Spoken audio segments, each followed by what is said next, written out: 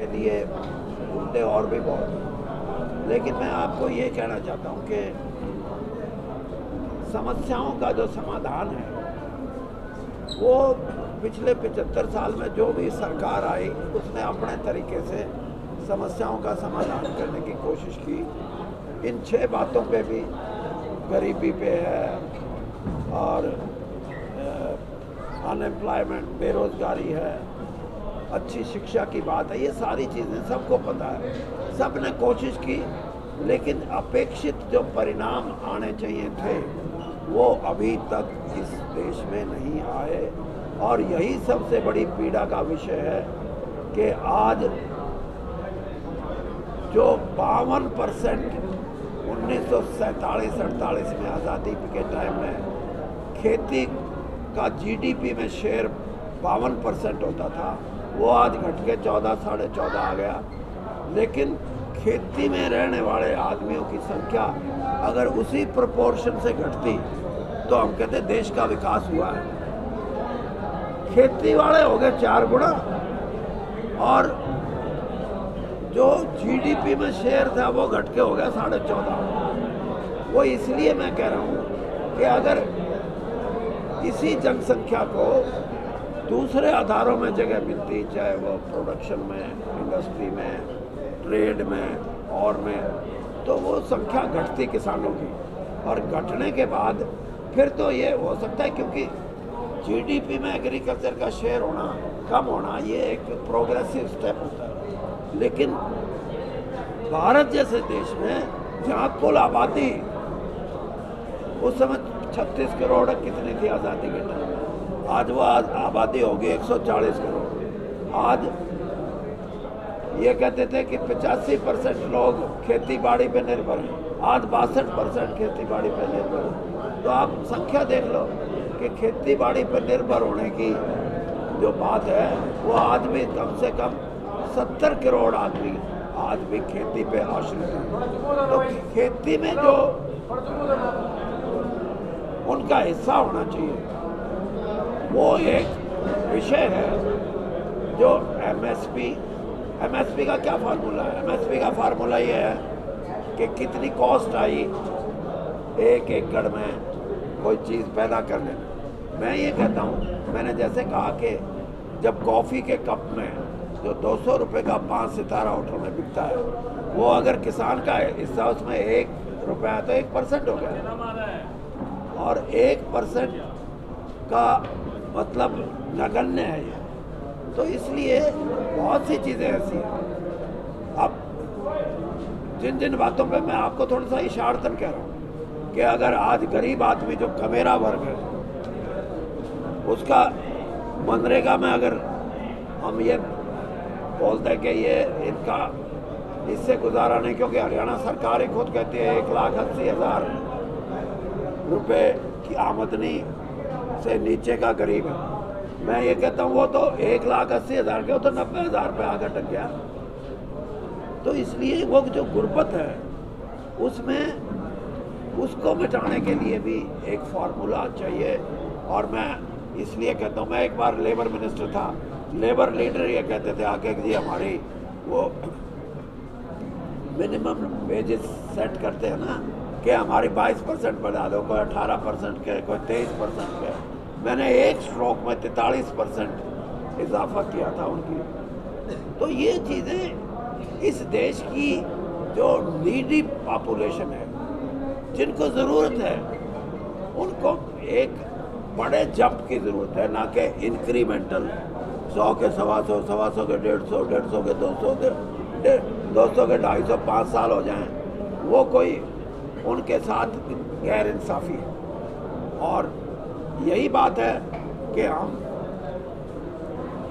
इन चीज़ों को भी हम लड़ेंगे। मैं तो लड़ूंगा, बाकी मेरे साथी कितना मेरा साथ देंगे वो अलग बात है। मैं इस हरियाणा में जात पात की राजनीति का, कोई भी अगर कोई राजनीतिक दल हो, चाहे कोई नेता हो, उसके खिलाफ डट के बोलेंगे कि हरियाणा को जात पात में मत बांटो, इनको इकट्ठा रहने दो, हमारा भाईचारा मत खराब करो। इसी से धर्म की बात है। धर्म और धार्मिक होना वो किसी का भी अपना धर्म है। लेकिन धर्मांधता वो गलत दिशा देती है किसी भी आदमी को, तो उसका भी मैं विरोधी हूँ, सच्ची बात ये है। और तीसरी बात जिसके बारे में मैं आपको बता रहा हूँ कि हरियाणा की राजनीति में कुछ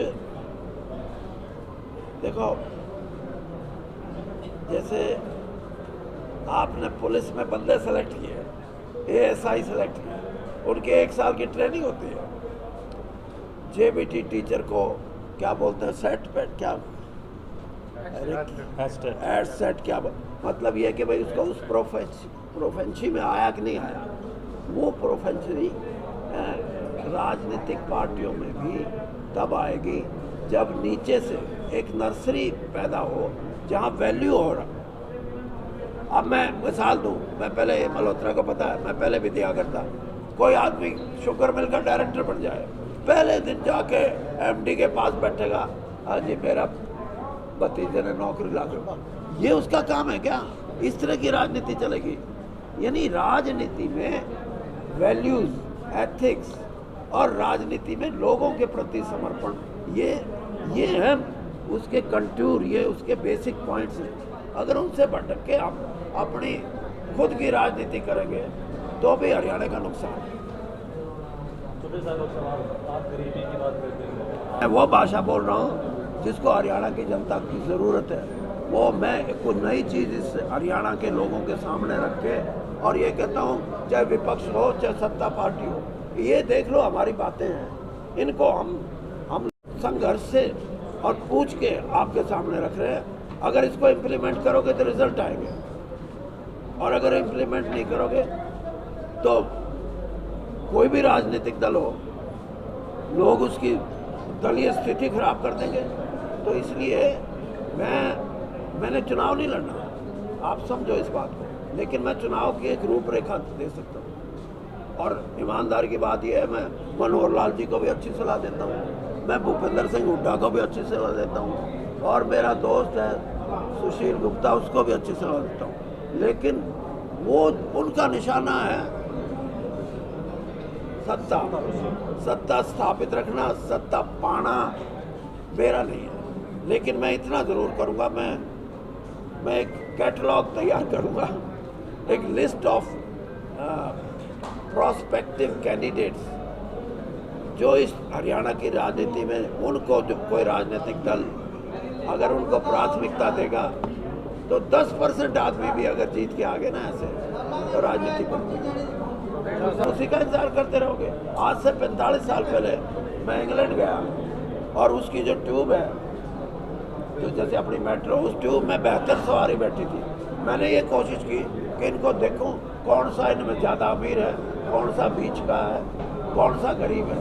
मैं I could not identify even a single man. मेरे को तो सब वैसे ही लगे। हमारे देश में मेरे को आप रोडवेज की बस में बैठाओ, 52 आदमियों में गिन के, ये गरीब हैं, ये बीच सी के हैं, ये 2-3 ठीक ठाक हैं। ये जो है, ये आप कितने साल लगाओगे गरीबी हटाने के? आप कितने साल लगाओगे इस देश में अच्छी शिक्षा देने के? आप कितने साल लगाओगे यहाँ अच्छी सुविधाएं, भ्रष्टाचार पे अटैक करने के?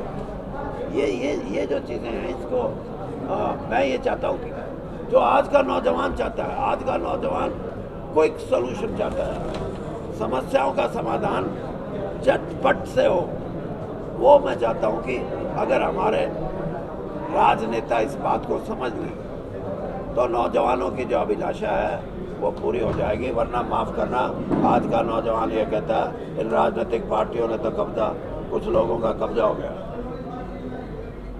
अब आप एक बात बताओ, जो ये कहते हैं कि ये परिवारवाद राजीव गांधी की धर्मपत्नी है या इनके परिवार पे लागू होता है, और कितनी पार्टियां हैं? ममता ने अपने भाई को क्यों सौंप रखा है? मुलायम ने क्यों सौंप रखा है? यानी ये जो परिवारवाद को परिभाषित सिर्फ कांग्रेस के लिए किया जाता है, मैं ये कहता हूँ कि ये एक फैशन बन गया कि मैं कुछ हूँ तो मेरा बेटा भी कुछ हो, बेटा हो तो वो और भी आगे कुछ हो। नौजवान इस चीज़ को रिजेक्ट करता है, वो कहता मैं नहीं, हम नहीं मानते इस चीज़। हम इस व्यवस्था में इतना परिवर्तन चाहते हैं कि आप जिसने भी ये बात सोची है, वो ये सोचे कि बदलते परिप्रेक्ष्य में, जैसे आपने कहा कि लोग चाहते हैं कि कुछ बदले, कुछ बदलने में मैंने जैसे आपको कहा कि मैं कुछ नए अनुसंधान करके कुछ सुझाव दूंगा। नौजवान ये चाहता है कि सुझाव तो दो, लेकिन फटाफट उसका हल निकलना चाहिए। ये जो फटाफट वाली बात है, ये हो सकता है मेरी उम्र के या थोड़ा बहुत सीनियर आदमी उसमें सब्र कर लें, पेशेंस जिसको कहते हैं, और हरियाणवी में जिसको कहते हैं ठोस कर लें। आज का नौजवान ठोस नहीं करना चाहता, उसको सोल्यूशन चाहिए। और आप एक बात बताओ ना, अपना ये इलाका है, आज हजारों की संख्या में विदेश में जाने को तैयार है, क्योंकि गरीबी ने पकड़ लिया उनको।